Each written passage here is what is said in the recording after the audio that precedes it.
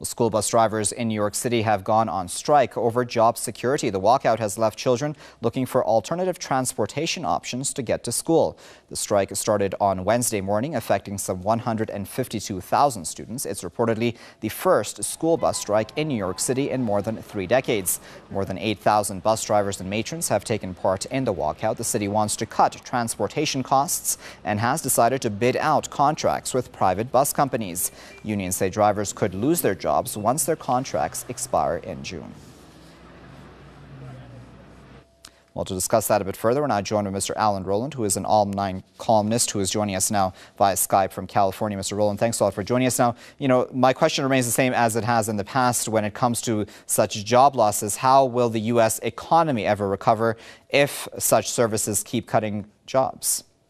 Well, what's happening here is this. You're missing the point. The point is this. It's unions. It's a continual fight against unions.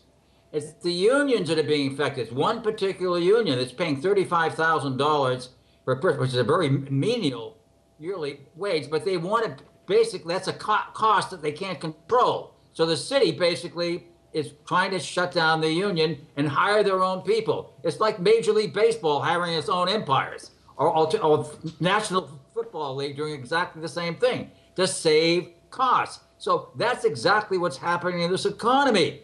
What's happening is that corporations are cutting and cities are cutting costs by basically trying to get away with unions who literally are protecting the workers, but they have set costs. So they want to do it cheaper, on the cheap. So this is basically another attack against unions. Right, so you say this is an attack against unions, sir. Will this continue, as I would presume it will, and will it ever really end? Well, of course it'll end sometime, but right now, get the big picture.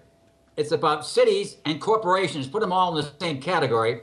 They want to cut their costs. So basically what they're doing is, and they're trying to make a profit, or they're trying to get by. And so one thing they can do is they can get rid of unions, and so they can get people cheaper. That's exactly what's happening in New York. They want to hire inexperienced drivers. And that's exactly what the union is saying, is that you're putting your children at risk.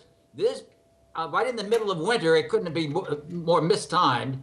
This is probably going to go on for a while. There'll be pressure on both sides, and it could probably get ugly.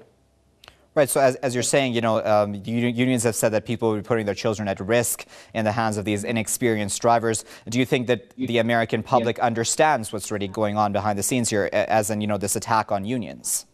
Any educated person it's just somewhat conversant of what's going on, and particularly the big picture with unions, yes, they would understand this. But yes, I don't think that people are being fooled by this. It's been across the board attack against unions. It's been happening. Right now, 40% of the drivers in New York are not union. And so, but they have a couple of unions. This is one of them. It basically wants to make a stand, and the other one will probably be following next. So this is like the first shot across the bow. All right, we'll have to leave it there for now. That was Mr. Allen Roland, online columnist, speaking to us live from California. Mr. Roland, as always, we appreciate your insight.